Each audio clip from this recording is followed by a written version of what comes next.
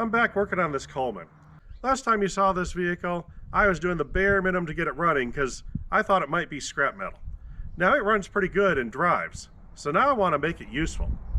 So first step is I'm going to tidy up a few of those loose ends that keep it from being usable and look like they could cause major injury when I do use it. So why don't you come along for the ride?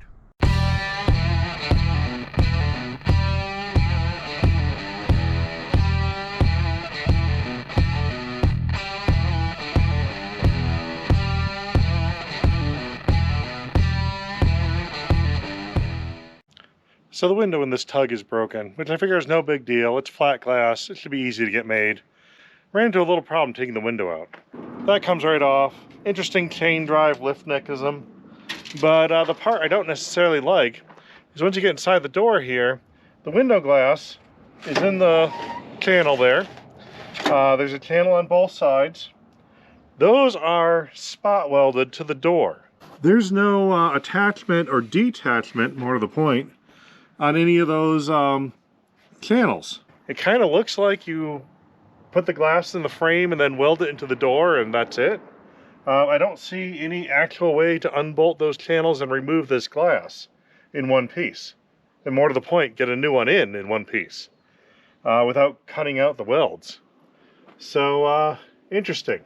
Now I found in this lower corner of the door, some of these welds are already broken. That weld's already broken, and that panel can move. So I'm definitely gonna have to re-weld that up at some point here to get rid of that. But I'm thinking, if that wasn't there, I could drop the window out the bottom. There's one side still attached here, but if I cut that, bent this out of the way, drop the window down, replace it, and then weld this back up, I already have to weld this side back up anyway. It's nothing more to do this side also. So I think I'm going to cut the window out of this door. Definitely not the way I intended to replace this thing. Alright, now, see if I can bend down out of the way. Ooh, spot welds. A lot of spot welds are broken on that one. I'm going to be doing a lot of welding to put this back together, but I needed to do it anyway. There we go. Sure that's the way this is supposed to happen. Here's the window adjuster. There's the crank handles up here. There's actually a chain inside here. And that goes all the way down to a bottom pulley here, which it all has fallen out of. So looks like there you can see the sprocket. There's the chain. So it looks like if I get that back on track, I might be able to get this window adjuster working again too. Because once I have a window, I'll probably want to make it go up and down. Gotta take this whole track off. It appears the sprocket that's supposed to... Wow, that hurt. Okay then. Alright. It appears the sprocket that's supposed to be driving the back here is dropped out of position. I'm guessing there's a bolt here and some kind of adjuster to hold the tension. And that's all jammed up. The thing's bowed out. And like the door, they just spot welded this together. So there's no way to disassemble it. So we're going to make a way. Like the door, we're just going to do a little cutting and re-welding. I've got the glass in place, which means I can now weld my door back together. Because it doesn't unbolt. If anyone's ever worked on one of these and has a better way to replace the window, let me know. I need a window crank for this, and I doubt I'm going to find an off-the-shelf replacement. So I went ahead and made one. This is just some flat stock plasma cutout with the hole with the two flats on it. Then for a roller, I found an old ball bearing lying around. So that should roll nice. So we'll just pop this on here. Now this should last a lot better than the original one did. Now the problem with plasma cutters, they leave a taper as you cut. So I'm putting the big side on, and as I tighten it down, it's actually going to tighten up on the taper. So that should actually locate it pretty nicely. The mechanism is a little rough, but the handle definitely works. I'll just have to do a little oiling here. Hopefully that'll start freeing up. But that's done. Well, I just went to move this thing, and it started up great and then died. Come to find out, my 1 gallon tank that was gravity feeding it, apparently gravity fed all of it. So that's empty. I figure that's the kick in the pants I need in order to actually do something proper with the fuel system. So I found some old metal line from that J10 project, and I'm going to make this go from the carb area to where the tank's going, throw in an electric pump, and actually get this thing running right. I need to take this gas tank out. I was told that it leaks, the fittings are missing off it. Obviously there's going to be some kind of problem with it. The normal straps that you undo in order to take a fuel tank off, I did those. It doesn't come out. It's stuck inside these panels. Now I already took the fender off, now this whole side has to come off in order to get this gas tank out of here. So this is not the most convenient vehicle to work on. At least I don't have to cut the gas tank out and weld it back in like I did with the glass.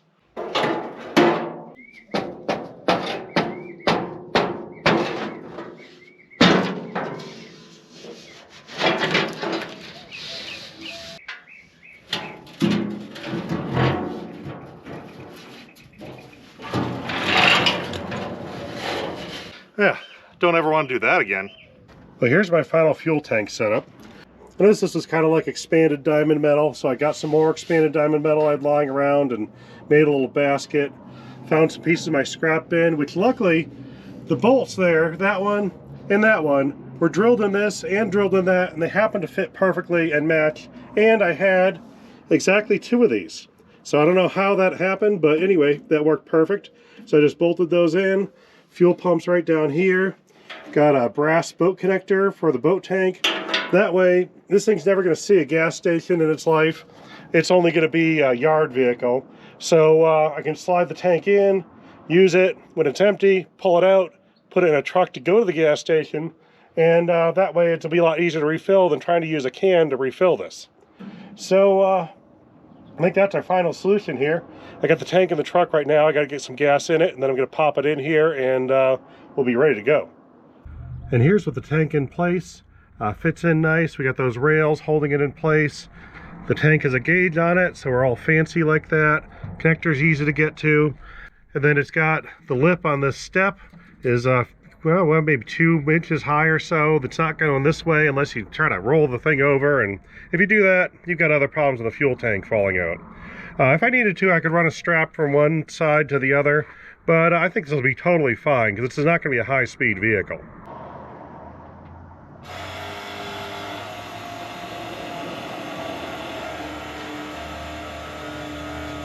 That's working. This is the Hydrovac remote brake booster. That is a plug that looks like it might let fluid out. I can see there is stuff that is oozing out, so I think there's some kind of fluid in there. And last time when I had it hooked up and I hit the brakes, it felt like the motor sucked something in because it died and spit out a bunch of smoke. So we're going to pull the plug and see if anything comes out here. And if that doesn't, we're going to take apart the booster and see what happened. Oh yeah. Oh, that's not a good sign. All right, we'll just bring a drain pan over because there's a lot of stuff in there.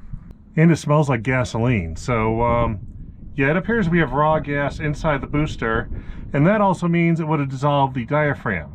So this is completely shot. Gonna pop off this vacuum line, see what comes out of there.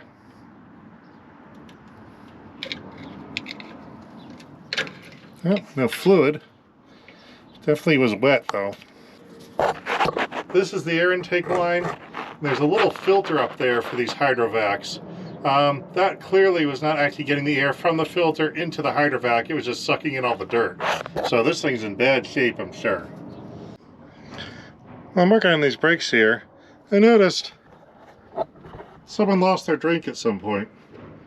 I don't know how long this has been floating there, but yeah, just stay in there. Let's try this again. Come on, Hydrovac. You want to come out? Oh, yeah, it does. Oh, a lot more gas pouring out of it. Good thing I got a drain pan here, because this is getting messy. Yeah, that's really a bad sign. Good thing I disconnected that vacuum line right away.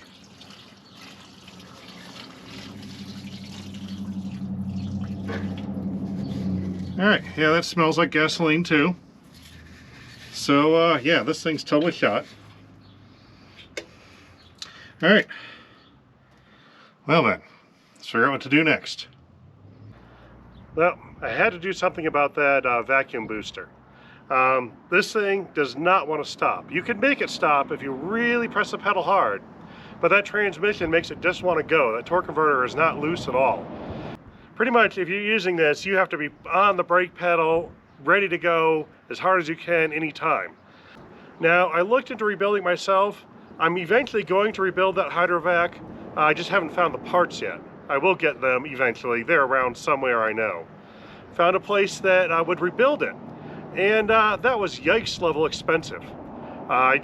There's no way I could go that route. I found one that was a complete brand new unit that was just ouch level expensive. So I bought it. And it just arrived today. So let's see what we got here. We've got foam that's broken. We've got, oh, there we go, giant unit.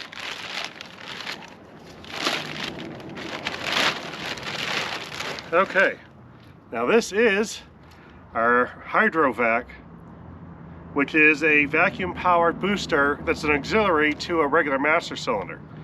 Basically, the way they work, you got a big vacuum can here that actually provides the power. You've got a slave cylinder here. And what you do is you take a regular master cylinder, like in a manual system, you put pressure into the slave cylinder. That goes out the end to your wheels. And basically, when you press on the pedal, when you first press on it, you get a little bit of pressure. It just goes straight through and goes right to the wheels and acts like a manual braking system. When you put more pedal pressure on, it opens up a valve inside here, which powers up the canister, and that gives you extra power by shoving the slave cylinder forward, and the slave cylinder starts powering the brakes. Now, these things have been around for a long time. They've worked on a lot of applications. A lot of heavy-duty vehicles have them. And I'm going to use my old unit on a different project. But for now, I've got a new unit that should make this thing actually have good brakes. Now, the other two connections we're looking at here, we have the vacuum in there. Hello. Apparently that was pressurized.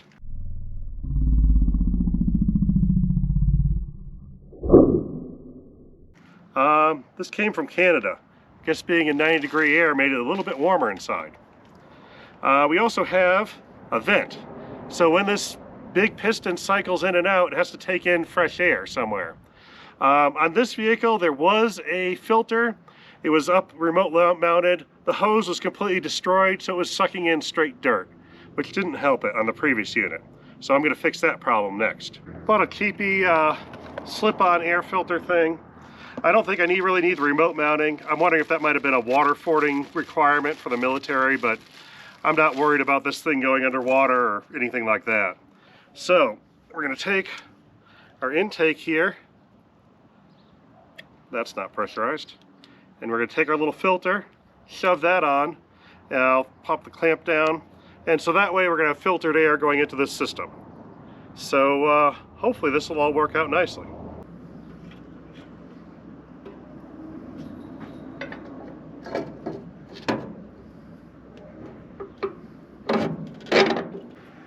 I pulled out the right fitting for the vacuum from the old booster to get it to go the 90 going up to this line here. But the fitting that came with this did not want to come out under any reasonable amount of force. So I'm going to go ahead and reuse that, and I'll save this fitting on the other one. Now the other problem is this is a larger diameter than the hose I'm using. So I got to adapt it.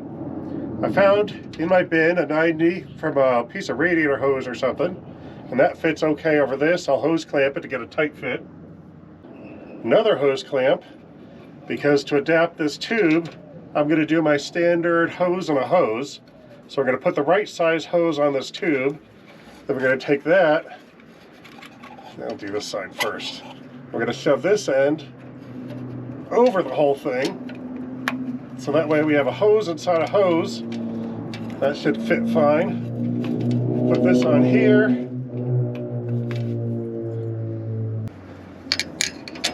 And I'll tighten this one down.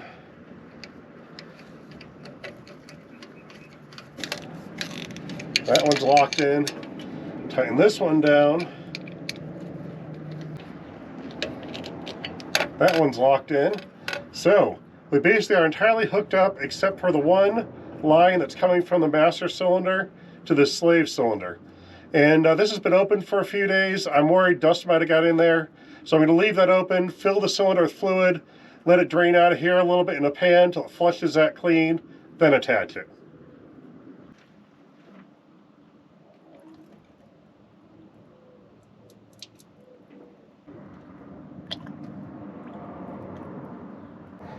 Now I've got the line attached.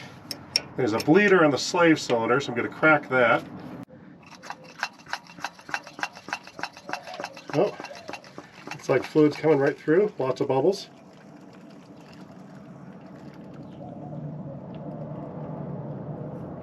That's a good sign. Not necessarily the bubbles, but the fact that it's all coming through real nice and clean.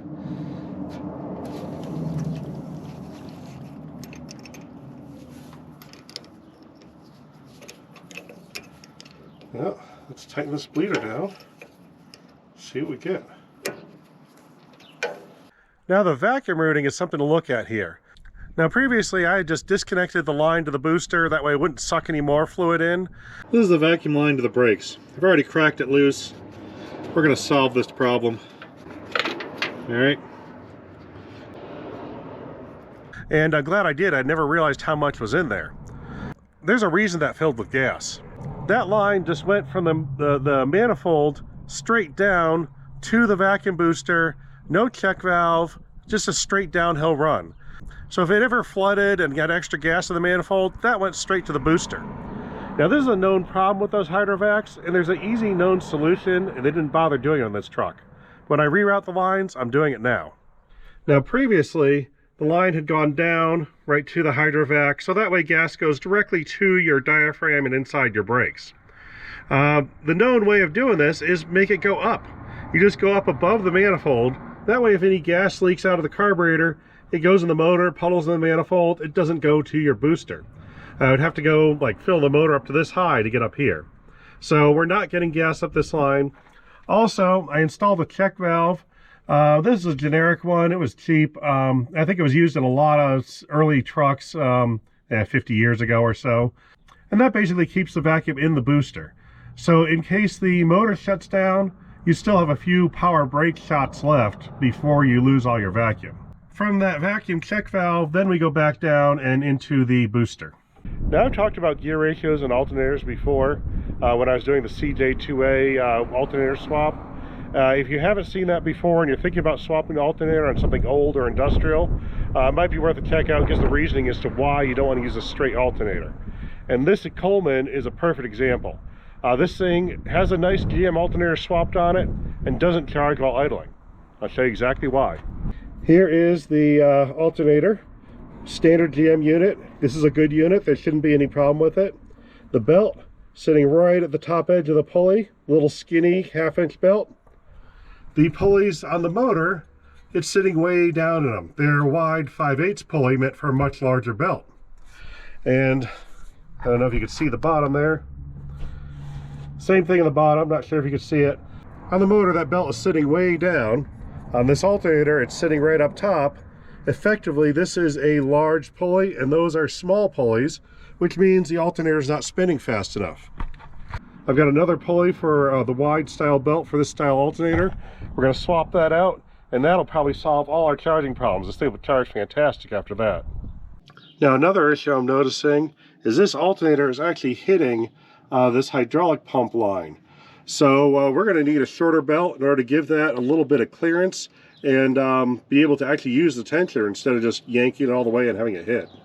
Now this is a kit I picked up off eBay. I think it was like 14-15 bucks, but includes the fan, spacer nut, and a nice wide pulley. This can run either a 5/8 or a 3/4 inch wide belt. Last time I looked at alternators, I measured these out. This one is the smallest diameter, so this will give me the most amperage at the lowest RPM of any of the pulleys I tried. So now we're going to pop this one off and put on some combination of that.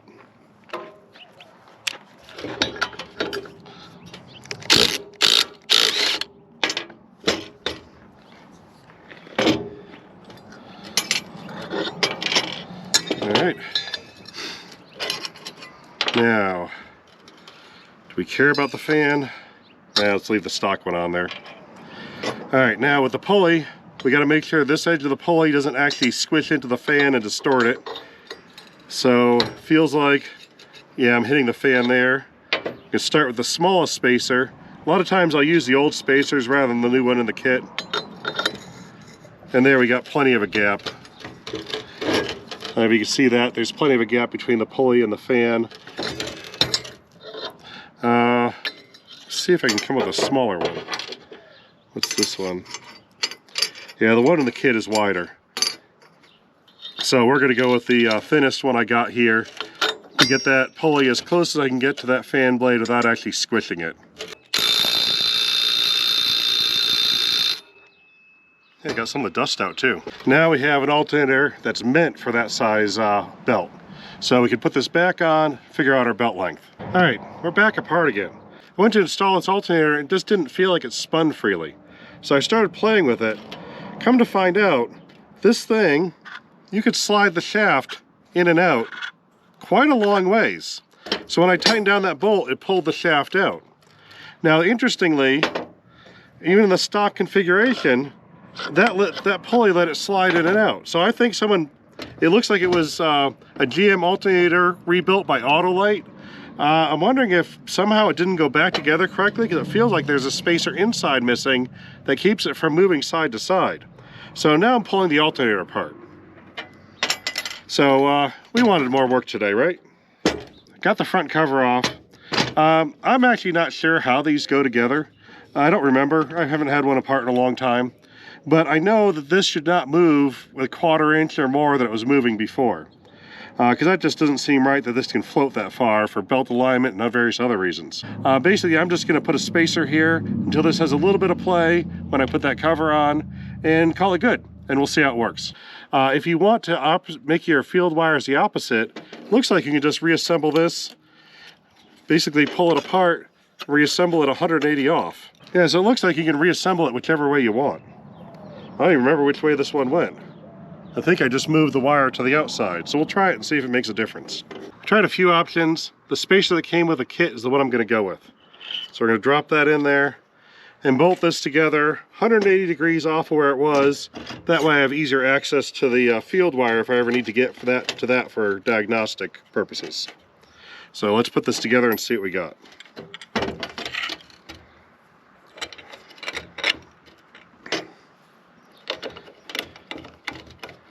This blade's basically made for this pulley. It looks like it's got the right step, so I'm going to use the new blade and crank this thing back together and see if it spins free this time. Alright, this time you could tighten it down and it spins pretty freely. I actually expected it to be a little looser, but it's way better than it was. So I'm thinking something's wrong with this alternator. Maybe the people at Autolite wanted the Delco alternators to get a bad reputation, not sure. But it's definitely better than it was. And we're going to put this thing in and see what happens. Already we've made big improvements without even hooking up the belt. First off, flipping that case around means that I can get to these wires easier if I need to put a meter on them. And also the wires are not right next to the block where they're going to short out. So I like both those things. I got my wide pulley on. Actually, the belt alignment's a little bit better. It moved it forward a little bit. And the fan blade's going to hit. So now we have a new problem. Well, okay then. Gotta solve that. So the alternator's coming back off. But before I do that, I'm going to go ahead and measure my belt length because it's here in position. I'll get the belt ordered, and then I'll figure out how to fix that problem next. Gotta love reaching your hand in spider webs.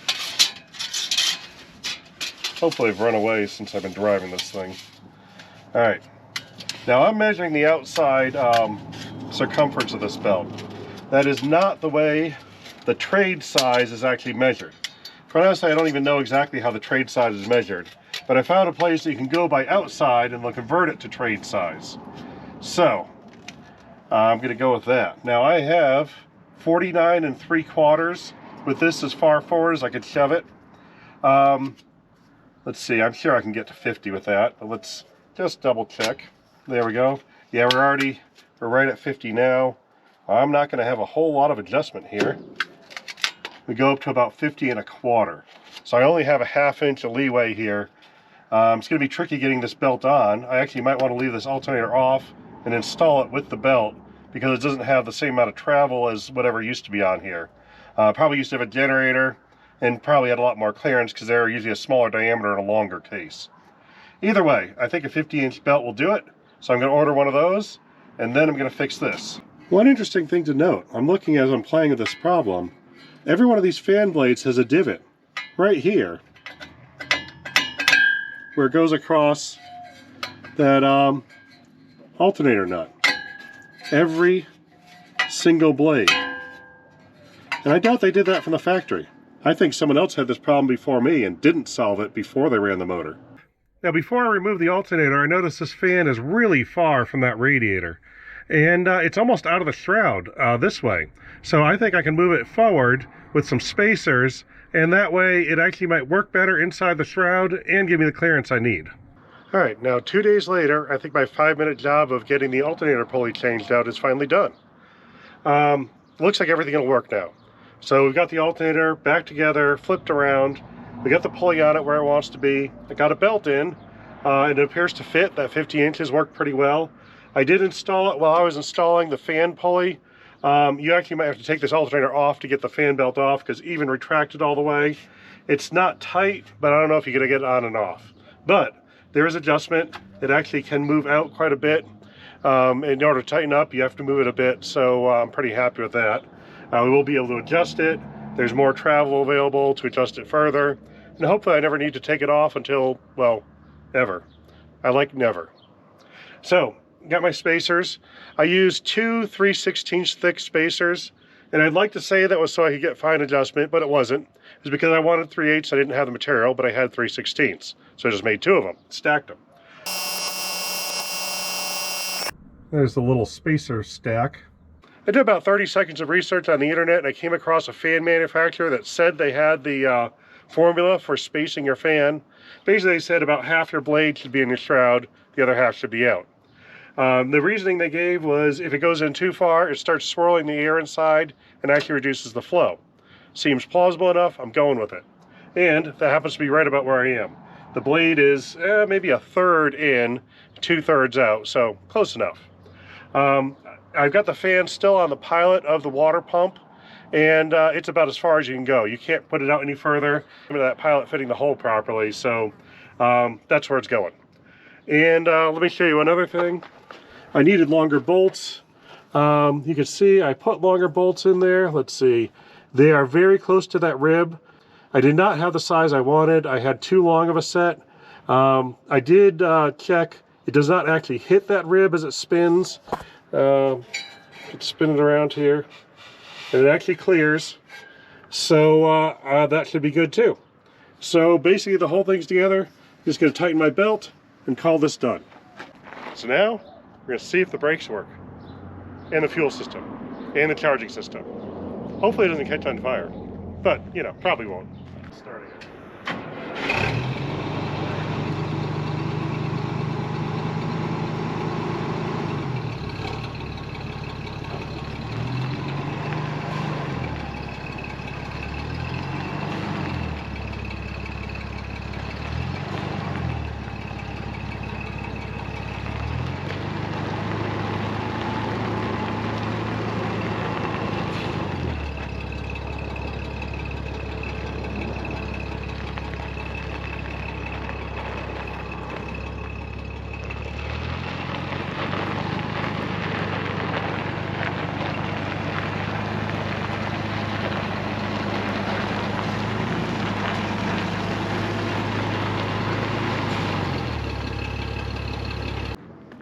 It does function.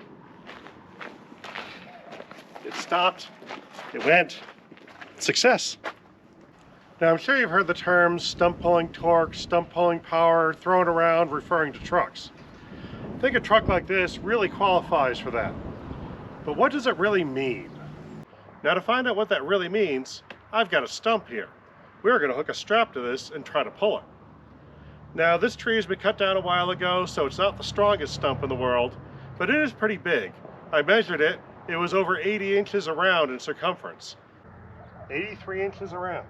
That's pretty good size. I really don't know whether or not this tug is going to pull it out, but we're going to find that out next.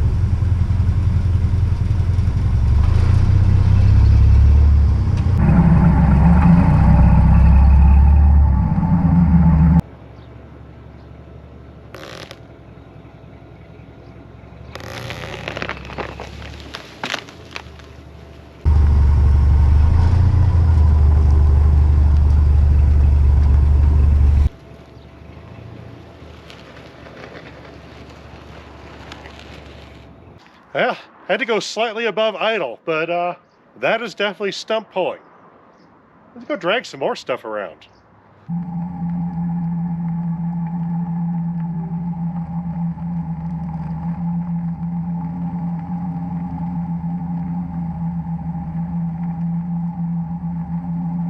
Now that weighs about 15,000 pounds, but it rolls pretty easy, so this should be no problem.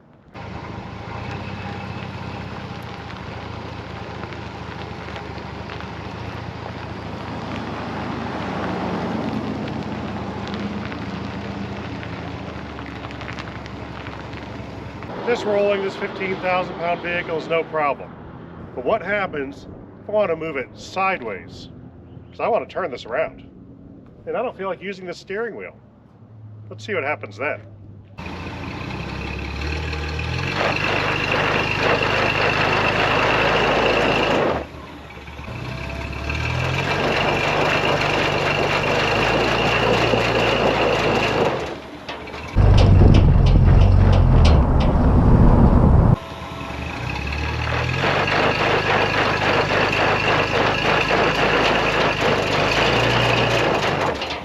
Looks like I was doing pretty well until dirt built up in front of the tracks or on the side, so then it was plowing.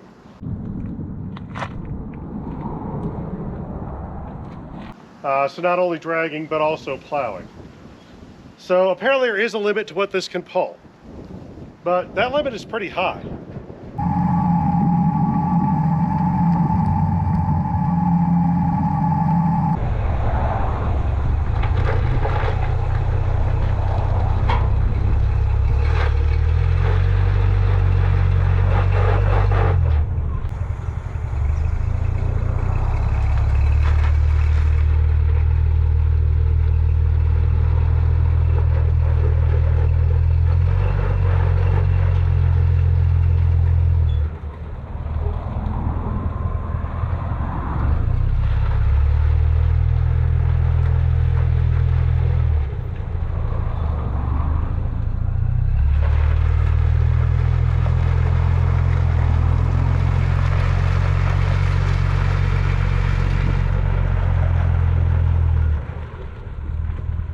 Turned it without using the steering wheel. I'm calling that a win. Well, now we got this to be a nice turnkey functional vehicle, so I can just hop in it and drive it around. Which means I'm gonna have to put it to work. Now, last video I ended with asking what I should do with this thing. And I got a lot of comments and I really appreciate those. My favorite was to use this to tow an RV made out of an airplane fuselage. And that is a fantastic idea, except have you priced an airplane fuselage lately? That is out of my budget. So I'm going to go with a pulling vehicle, because obviously this thing is meant for pulling. Now, the other thing I noticed with my tests of towing it is that I really need to lift the vehicle up. Instead of coming straight, I need to get the weight off when I'm towing. That'll make life easier, and that'll transfer more weight to these rear wheels, which means I need something in the back. Now I'm going to collect some parts for that. When I have them together, I will show you how that all works, and that will be real interesting. But until that time, I'm going to keep having fun driving this thing around. Hope you guys are having fun too. We'll see you later.